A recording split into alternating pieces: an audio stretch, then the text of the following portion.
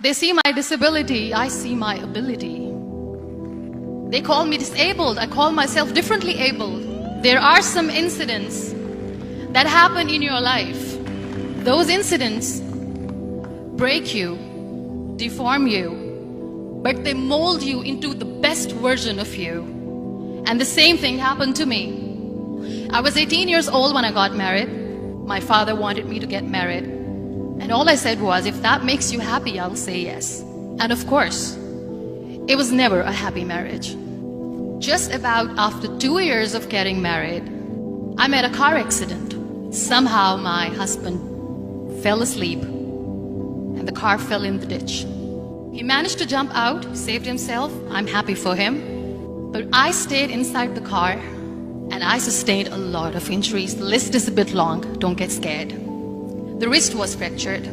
Shoulder bone and collarbone were fractured. My whole rib cage got fractured. And because of the rib cage injury, lungs and liver were badly injured. I couldn't breathe. I lost urinary bowel control. That's why I have to wear the bag wherever I go. 3 vertebrae of my backbone were completely crushed. And I got paralyzed for the rest of my life. I finally ended up in a hospital where I stayed for 2.5 months. I underwent multiple surgeries. One day, doctor came to me and he said, well, I heard that you wanted to be an artist, but you ended up being a housewife. I have a bad news for you. You won't be able to paint again because your wrist and your arm are so deformed, you won't be able to hold a pen again. Next day, doctor came to me and said, your spine injury is so bad, you won't be able to walk again. Because of your spine injury and the fixation that you have in your back, you won't be able to give birth to a child again.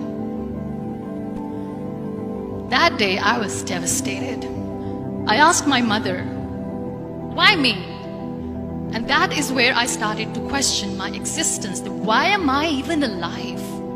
And that is where I realized that the words have the power to heal the soul.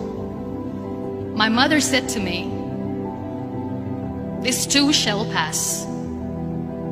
God has a greater plan for you. I don't know what it is, but He surely has.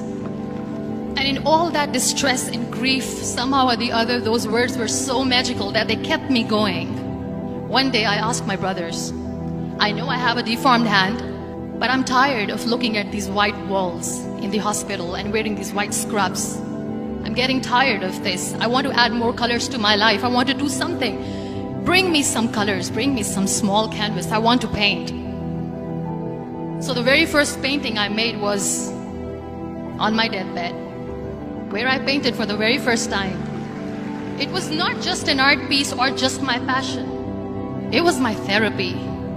And then I was discharged and I went back home. And I went back home and I realized that I have developed a lot of pressure ulcers on my back and on my hip bone. I was unable to sit. There were a lot of infections in my body, a lot of allergies. So doctors wanted me to lie down on the bed straight for not 6 months, for not 1 year, for 2 years.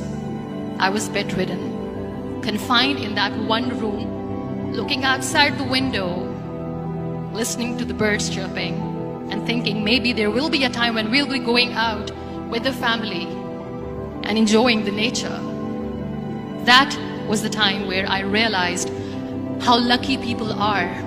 That is the time where I realized that the day I'm going to sit, I'm going to share this pain with everyone to make them realize how blessed they are, and they don't even consider them lucky. That day I decided that I'm going to fight my fears. We all have fears. Fear of unknown, fear of losing people, fear of losing health, money. We want to excel in career, we want to become famous, we want to get money. We are scared all the time. So I wrote down one by one all those fears. And I decided that I'm going to overcome these fears one at a time. You know what was my biggest fear? Divorce. I was trying to cling on to this person who didn't want me anymore, but I said no. I have to make it work. But the day I decided that this is nothing but my fear, I liberated myself by setting him free. And I made myself emotionally so strong that the day I got the news that he's getting married, I sent him a text that I'm so happy for you and I wish you all the best. And he knows that I pray for him today. Number 2 was, I won't be able to be a mother again. And that was quite devastating for me. But then I realized there are so many children in the world, all they want is acceptance. So there is no point of crying, just go and adopt one. And that's what I did. People think that they will not be accepted by the people because we, in the world of perfect people, are imperfects. So I decided that instead of starting an NGO for disability awareness, which I know will not help anyone, I started to appear more in public. I started to paint. I decided that I'm going to join the national TV of Pakistan as an anchor person. And I've been doing a lot of shows for the last 3 years. I became the National Goodwill Ambassador for UN Women Pakistan, and now I speak for the rights of women, children. We talk about inclusion, diversity, gender equality, which is a must. Every time I go in public, I always smile. It's always a big toothy smile on my face, and people ask me, don't you get tired of smiling all the time? What's the secret? I always say one thing, that I have stopped worrying about the things that I have lost, the people that I have lost. Things and people who were meant to be with me are with me. And sometimes, somebody's absence makes you a better person. Cherish their absence. It's always a blessing in disguise. Live your life fully. Accept yourself the way you are. Be kind to yourself. Be kind to yourself. I'll repeat, be kind to yourself, and only then you can be kind to others. Love yourself and spread that love. Life will be hard. There will be turmoils, there will be trials, but that will only make you stronger. So when you accept yourself the way you are, the world recognizes you. It all starts from within.